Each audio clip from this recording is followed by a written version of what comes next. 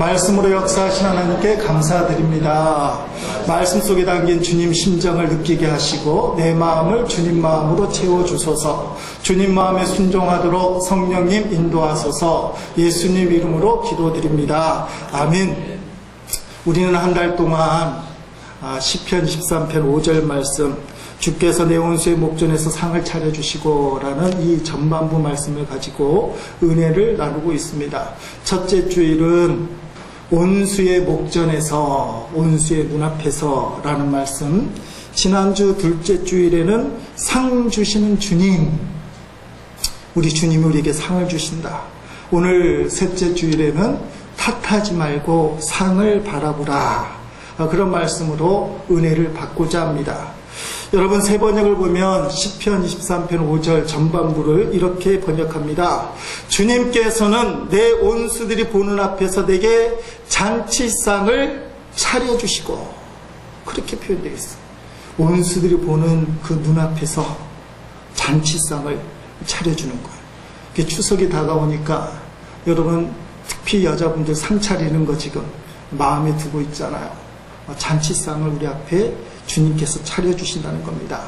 이 말씀의 내용을 살펴보기 위해서 다윗이 살던, 시편 23편의 기자 다윗이 살던 그 팔레스타인의 목양지, 우리가 그 상황으로 한번 살펴볼 필요가 있습니다. 푸른 풀밭 쉴만한 물가에서 양떼들이 평화롭게 풀들을 뜯어먹고 있습니다. 그런데 보이지 않는 저 먼 곳에서는 일이나 늑대, 하이에나 같은 맹수들이 은밀한 가운데 그 양떼들을 노려보고 있습니다. 왜 그렇지요? 잡아먹기 위해서, 양을 사냥하기 위해서 기회를 엿보고 있습니다. 그런데 양떼들은 아랑곳 없이 평화롭고 자유롭게 풀들을 먹어요. 이유는 간단합니다. 목자가 지켜주니까.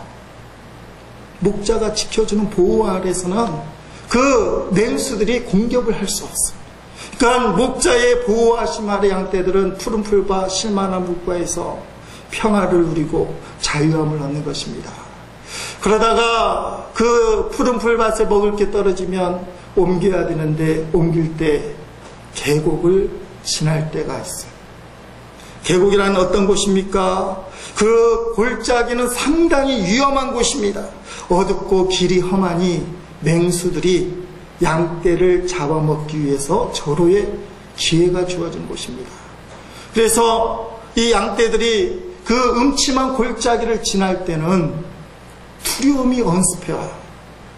그래서 시편 기자 다윗은 사망의 음침한 골짜기라고 표현하고 있습니다. 그때는 목자도 정신 바짝 차려서 양떼들을 돌보는 겁니다. 양떼들 지켜야 되니까. 이리 늑대 하이에나도 양떼가 뒤떨어지질 않을까, 목자의 돌보심 가운데 있지 않고 혹시 튀어나온 양은 없지 않을까 하고 호시탐탐 누리는 거예요.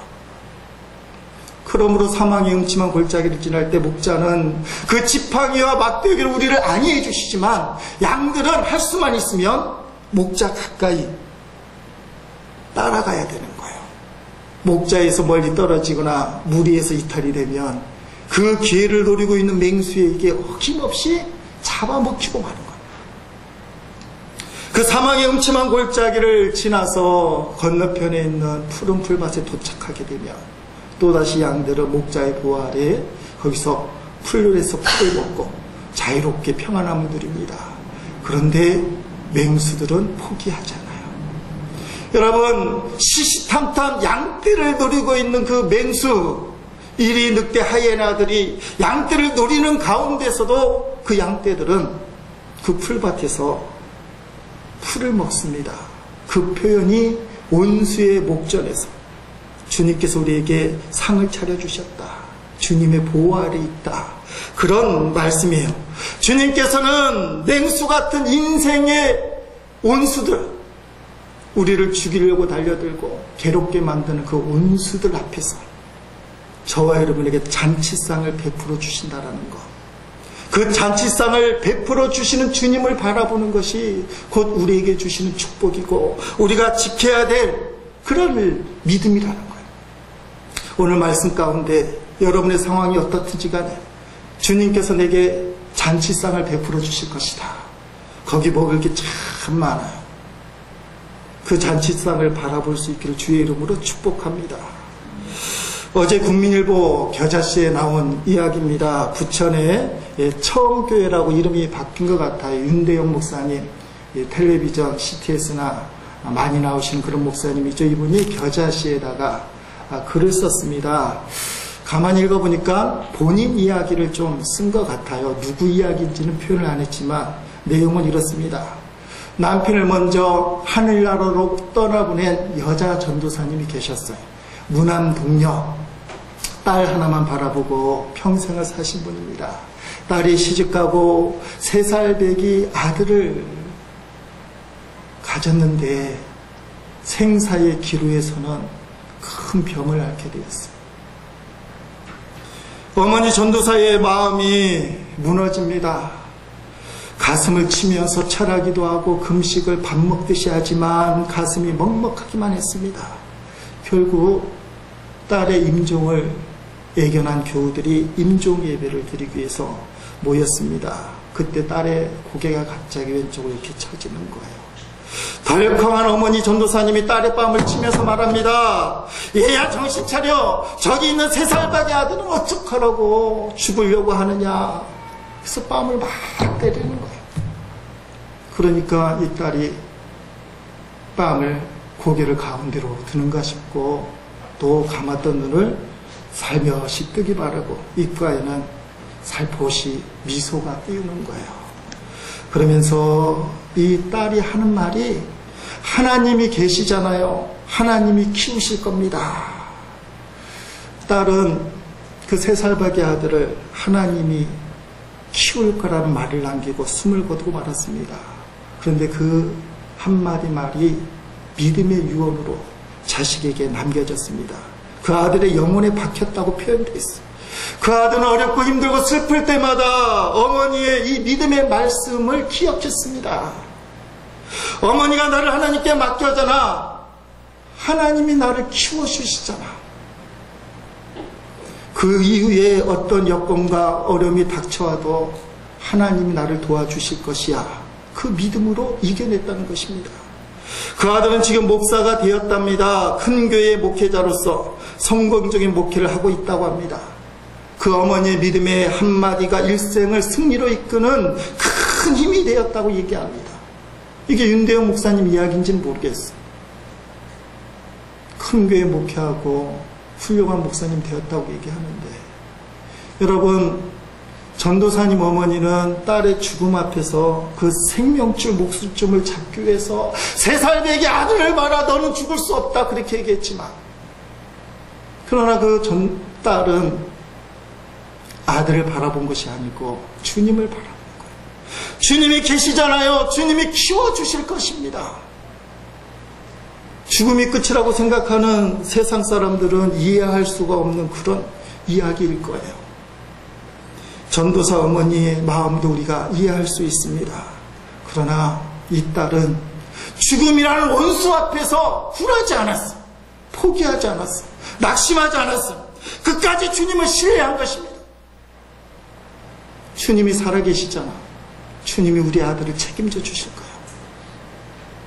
육신의 끝을 보고 하늘나라를 바라보면서 이 땅에 남겨있는 3살짜리 아들을 주님 손에 맡겼고, 그 맡김으로 인해서 온수 앞에서 아들에게 잔치상이 그 인생 가운데 펼쳐진 것입니다.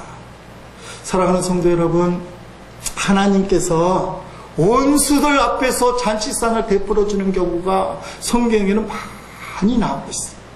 요셉의 경우가 특별히 그렇지 않습니까? 그 형님들이 요셉을 시기해서 인신매매했어요. 애굽의 보디발 장군의 노예로 팔아버렸습니다. 그러나 하나님은 요셉을 애굽의 총리로 삼아주셨어요. 요셉이 꿈꾼 대로 흉년이 일고 애굽의 식량을 구하기 위해서 형님들이 찾아오게 됩니다.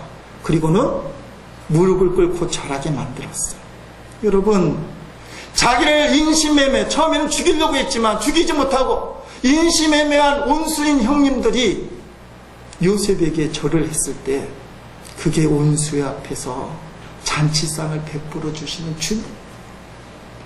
그 생각할 때마다 더 기가 막혀요. 여러분, 요셉이 국무총리로 등극하는 그날, 아마 그 취임하는 그날 성대한 잔치가 벌어졌을 거예요. 애굽 지역에서는 이제 바로왕 말고는 요셉이 1인자가 되는 겁니다. 그래서 모든 대신들, 유명한 신하들, 영향력 있는 모든 신하들이 모여서 그 취임식에 잔치상에 참여했을 거예요. 거기에 누가 참여했을 것 같아요? 보디발 장군과 보디발 장군의 아내. 이 사람들이 어떤 일을 했나요? 누명을 씌우고 보디발을 지하 감옥에 던진 사람이에요. 그 보디발 장군의 아내는 온수란 말이에요. 아무런 잘못이 없는 요셉을 강간범으로 몰아서 감옥에 집어넣었어요. 어쨌든 간에 보디발 장군도 거기에 맞장구를 친 사람. 그 온수들이 이제 어떻게 합니까? 총리가 된 요셉 앞에서 얼굴빛이 사색이 돼서 고개를 숙이고 있는 거예요.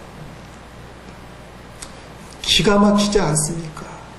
요셉을 통해서 보면 우리 주님은 원수의 목전에서 상을 베풀어 주시는 주님. 그러므로 여러분, 원수가 닥칠 때 믿음이 있는 사람, 살아계신 주를 믿는 사람은 하나님이 내게 잔치상을 베풀어 주시려나 보다, 그런 기대를 갖게 돼요. 여러분, 구약 성경에 나와 있는 유명한 선지자 사무엘, 그 제사장이 어떻게 탄생합니까? 엘가라는 사람이 한나라는 여인을 사랑해서 결혼을 했는데 자식을 낳지 못합니다. 그래서 그 당시 풍속에 따라서 브릿나라는 다른 여인을 취했는데 이 브릿나는 자식을 쑥쑥쑥쑥 잘 낳는 거예요. 여러분, 자식들 잘 낳기를 주의 이름으로 축복합니다. 쑥쑥쑥쑥 낳아야 돼요. 그런데 성경에 보니까 이 자식을 잘 낳는 브릿나가 자식 못 낳는 한나를 얼마나 무시하는지 성경에 보니까 그의 적수, 온수인 브릿나가 그를 심히 격분하게 하여 괴롭게 하더라. 아멘. 그렇게 돼 있어요. 그 브릿나가 온수라는 거예요. 적수라는 거예요. 그가 한나를 심히 격분하게 괴롭게 했다. 이런 괴로운 일을 당할 때 한나는 어떤 모습으로 하나님 앞에 섭니까? 사무엘상 1장 10절 11절에 잘 나와 있습니다. 우리 천천히 읽어보겠습니다. 한나가 마음이 괴로워서 여호와께 기도하고 통곡하며 서원하여 이르되, 만일 주의 여정이 고통을 돌보시고 나를 기억하사 주의 여정을 잊지 아니하시고 주의 여정에게 아들을 주시면 내가 그의 평생에 그를 여호와께 드리고 삭도를 그의 머리에 대지 아니하겠나이다. 아멘. 원망하거나 불평하지 않았습니다. 괴로워서 여호와께 기도하고 통곡하며 소원하여. 그랬더니 사무엘이 탄생했어요. 구약에 나와 있는 가장 위대한 제사장이에요. 브릿나 온수 앞에서 자식이 없다고 갈시를 받고 무시를 하고 괴로움을 당했는데 하나님께 기도했더니 잔치상을 베풀어 주시는데 보통 잔치상에 사무엘이 탄생하게 된 겁니다. 이런 사건은 에스더서에 보면 정말 기가 막혀요. 바사라는 나라에서 일어난 그런 이야기입니다. 이스라엘 온수 하만이 나타나요. 이 사람이 실권을 잡게 되는데 모르드게라는 유대인 이스라엘 사람이 눈에 가시예요. 그래서 이 하만이 이스라엘 백성을 다 진멸하기 위해서 왕에게 이렇게 얘기합니다. 왕이시여, 이스라엘 민족이라 특별한 민족이 있는데 이 민족은 하나님을 섬기는 민족인데 그래서 왕의 법을 잘 지키지 않습니다. 그 민족을 다 없애버리는 게 도움이 되지 않겠습니까? 하고는 성경에 1만 달란트를 왕에게 주겠다는 거예요. 1만 달란트가 얼마나 큰 돈이냐 하면 바사라는 대형 제국입니다. 엄청나게 큰 나라인데 그 나라 1년 수입의 조세의 3분의 2에 해당되는, 개인이 이런 돈을 갖고 왕에게 줄 수 있을까? 그만큼 하만이 부자라는 얘기죠. 그걸 왕에게 주면서 이스라엘 백성을 진멸합시다. 왕이 듣기에 좋거든요. 소리도 좋지만 뭐가 좋아요? 돈이 좋죠. 그래서 왕이 그렇게 하라고 얘기해요. 그때 우리가 잘 알다시피 왕비가 되었던 에스더가 죽으면 죽으리라 왕 앞에 나와서 매달립니다. 금식하게 만들고 주님께 매달리고 왕 앞에 하소연하는데 하나님이 역전을 일으켜요. 그래서 이 하만이 모르드게를 달려 죽이려고 준비한 장대 위에 누가 달려 죽게 됩니까? 온수 하만이 달리게 되는 거예요. 결국 이스라엘 사람을 죽이려던 이 하만과 그 일가들이 다 죽게 되는 날, 이스라엘 백성은 죽을 수밖에 없는 그날이 살리는 날이 되었고 온수를 오히려 죽게 만드는 그런 날이 되었어. 그걸 불임절이라고 성경은 이야기합니다. 불임절에 대한 이야기가 에스더서 9장 1절에 있습니다. 9장 1절 말씀 보니까 아달월 곧 12째 달 13일은 왕의 어명을 시행하게 된 날이라. 원래는 하만이 이스라엘 민족을 다 진멸하기로 한 날이에요. 근데 이게 역전이 돼서 유다인 이스라엘 대적들이 그들을 제거하기를 바랐더니 유다인이 도리어 자기들을 미워하는 자들을 제거하게 된 그날에 아멘. 도리어의 역사가 일어나게 된 거예요. 이스라엘 백성, 하나님의 백성을 죽이기로 한 그날이 에스더의 기도와 충성과 헌신으로 말미암아 원수들을 오히려 죽이는 날. 그래서 이날을 잔치를 벌였어. 그 잔치날을 불임절이라 그렇게 성경은 이야기하고 있습니다. 여러분, 이런 이야기는 성경의 곳곳에 나오고 있습니다. 그러므로 여러분 인생 가운데 여러분을 죽이려고 달려드는 그 원수 같은 사람들, 원수 같은 일들, 그것 때문에 두려워하거나 절망하거나 낙심할 필요가 없다는 사실입니다. 에스더처럼 통곡하며 죽으면 죽으리라. 한나처럼 괴로움을 갖고 주님 앞에 나와서 통곡하면서 그 괴로움을 울분하면서 주님께 기도하면, 또 요새처럼 하나님이 함께 계시면 주님이 어떻게 하셔요?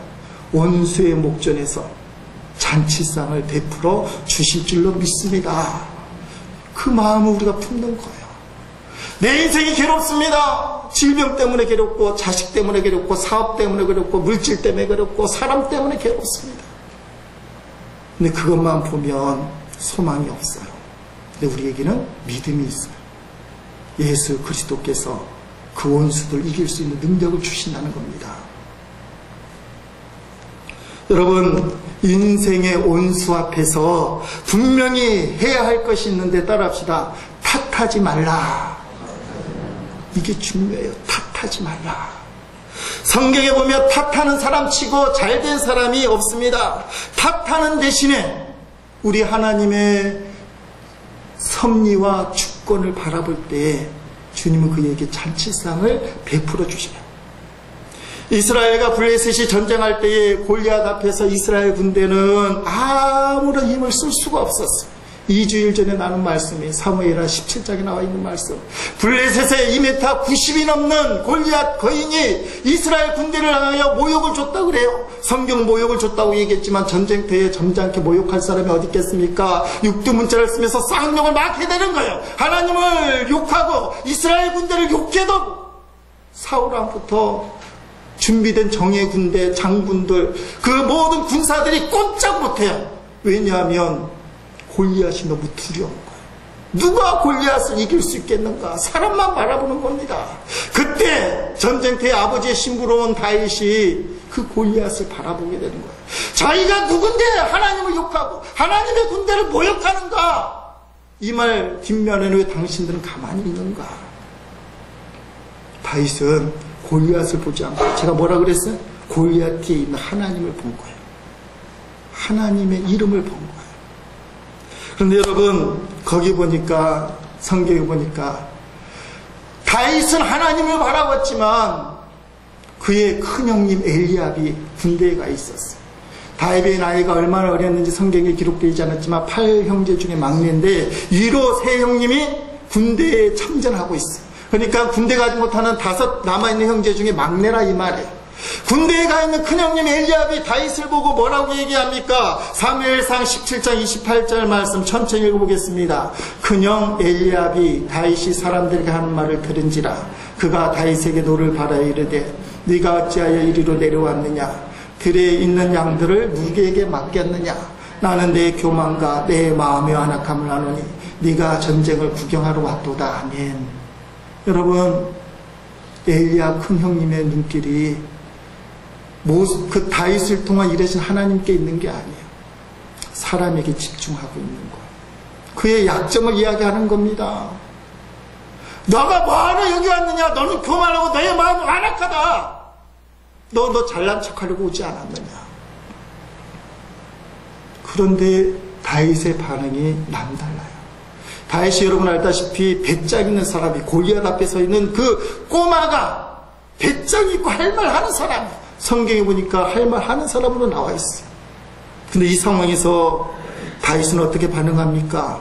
이어지는 29절 30절 말씀 우리 읽어보십니다.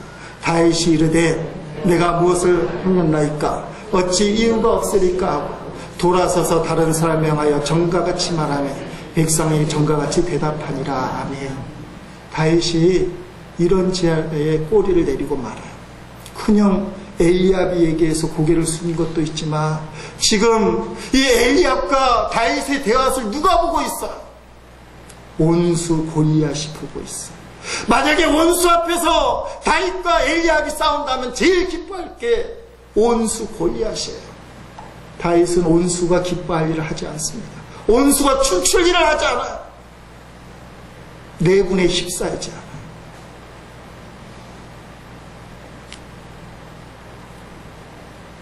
사랑하는 성도 여러분, 다윗은 하나님이 베풀어 주시는 잔치상을 바라봤어요. 그래서 자기를 제지하는 엘리압 앞에 선 것이 아니라 온수인 골리앗 앞에 서요, 창과 칼과 단창을 갖고 선 것이 아니라 만군의 여호와의 이름으로 골리앗 앞에 서게 돼요. 왜냐하면 하나님이 골리앗을 쓰러뜨리고 잔치상을 베풀어 주실 것을 알았기 때문에. 그게 하나님이 기뻐한다는 거예요. 여러분, 잘되는 집안의 특징이 뭡니까? 서로를 감싸는 거예요. 그리고 이 가정을 지켜주는 주님을 높이는 거예요. 안 되는 가정의 특징이 뭡니까? 당신이 문제라는 거예요. 자식이 문제라는 거예요. 부모님이 문제라는 거예요. 사람을 탓하기 시작하는 가정, 안 되는 가정. 그러나 부족함에도 불구하고, 실수에도 불구하고, 사고에도 불구하고 하나님을 바라보는 가정, 주님의 섭리와 뜻이 있겠지. 그래서 사람을 감싸는 가정, 이건 잘 되는 가정이에요. 어떤 교회가 잘 되는 교회입니까? 사람 탓하는 교회는 안 되는 교회. 하나님 바라보는 교회, 그게 잘 되는 교회예요. 그래서 제가 예배 시간에 늘 강조하잖아요. 사람 보지 말라. 우리 찬양단 할 때도, 예배 시작할 때, 찬양할 때 사람에게 인사하는 것도 때로는 걸려요. 하나님만 바라봐. 여러분, 어려운 일이 닥칠 때 원인을 파악하고 그 원인을 살펴서 사람을 책망하는 것도 중요하지만 첫 번째 일이 뭐겠어요? 그 잘못된 일, 문제를 해결하는 게 급선무예요. 여러분, 이스라엘 백성이 출애굽을 하고 홍해 바다에 갇히게 되었을 때 진퇴양난입니다. 앞에는 홍해가 떡하니 버티고 있어 건너지 못하고, 뒤에는 이스라엘 백성을 다시 잡아내기 위해서 쫓아오는 애국 군대, 세계 최대의 정예 부대가 쫓아오고 있어요. 그때 사람을 탓하는 이스라엘 백성들이 나옵니다. 출애굽기 14장 11절 12절 말씀, 이 말씀도 천천히 읽습니다. 그들이 또 모세에게 이르되 애굽에 매장지가 없어서 당신이 우리를 이끌어내어 이 광야에서 죽게 하느냐? 어찌하여 당신이 우리를 애굽에서 이끌어내어 우리에게 이같이 하느냐? 우리가 애굽에서 당신에게 이른 말이 이것이 아니냐? 이르기를 우리를 내버려 두라. 우리가 애굽 사람을 섬길 것이라 하지 아니하더냐? 애굽 사람을 섬기는 것이 광야에서 죽는 것보다 낫겠노라. 아멘. 계속 탓하는 거예요. 당신 때문이라고 얘기하는 거예요. 그렇지만 하나님의 잔치상을 바라보는 사람, 모세는 이렇게 대합니다.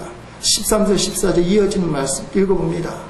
모세가 백성에게 이르되 너희는 두려워하지 말고 가만히 서서 여호와께서 오늘 너희를 위하여 행하시는 구원을 보라. 너희가 오늘 본 애굽 사람을 영원히 다시 보지 아니하리니 여호와께서 너희를 위하여 싸우시니니 너희는 가만히 있을지니라. 아멘.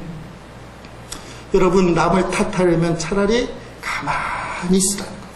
불평하려면 차라리 제가 요새 말씀드린 것처럼 입을 다물라는 거예요. 교회에서뿐만이 아니라 가정에서도, 직장 생활에서도, 사회에서 옆에 있는 누구를 만날 때도 불평이 나오고 안 좋은 말이 나오려면 가만히 있든지, 그래도 입이 근질근질하면 입을 채우라고. 한번 해보면 입을 딱 다물어. 성경에 나와 있어요. 여리고성을 무너뜨릴 때 7일 동안 13바퀴 돕니다. 하루에 한 바퀴씩 마지막 날 6바퀴 돌아요. 그런데 여호수아가 이스라엘 백성에게 한 가지 원칙, 행동 강령을 내려요. 여호수아서 6장 10절 말씀 읽어봅니다. 여호수아가 백성에게 명령하여 이르되 너희를 외치지 말며 너희의 음성을 들리게 하지 말며 너희 입에서 아무 말도 내지 말라. 그리하다가 내가 너희에게 명령하여 외치라 하는 날에 외칠지니라 하고 아멘.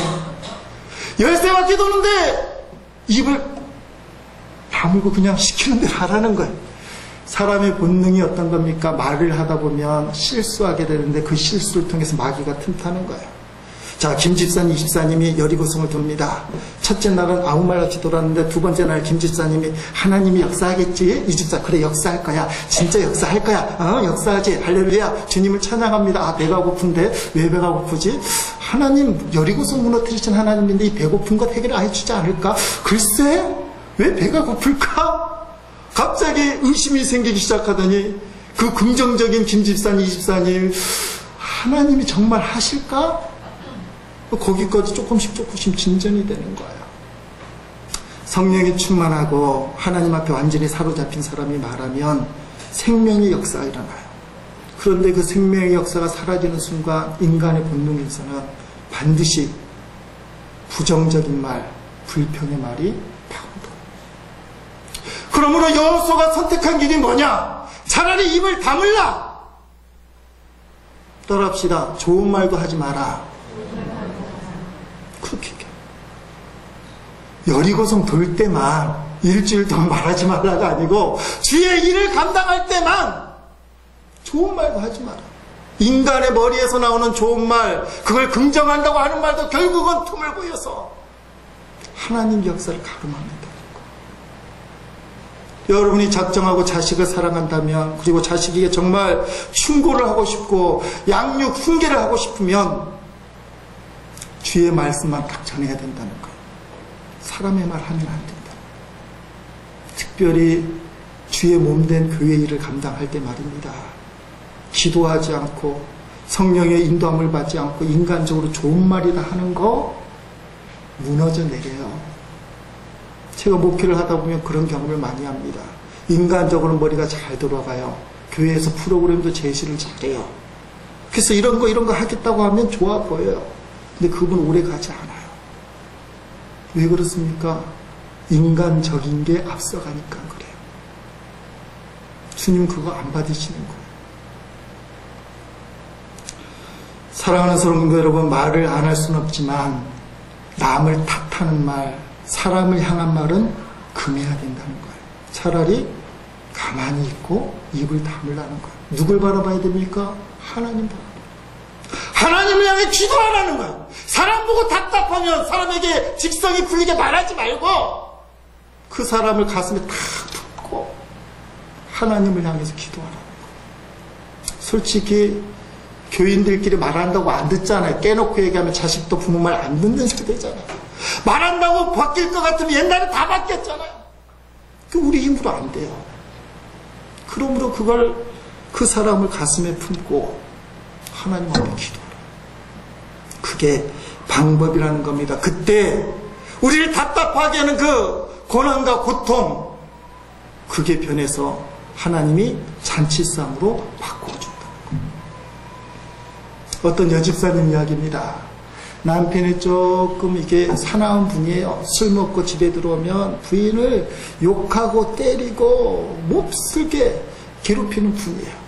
맨날 맞고만 살던 이 여집사님이 새벽기도를 다녔더니 하나님이 힘을 주셨어요.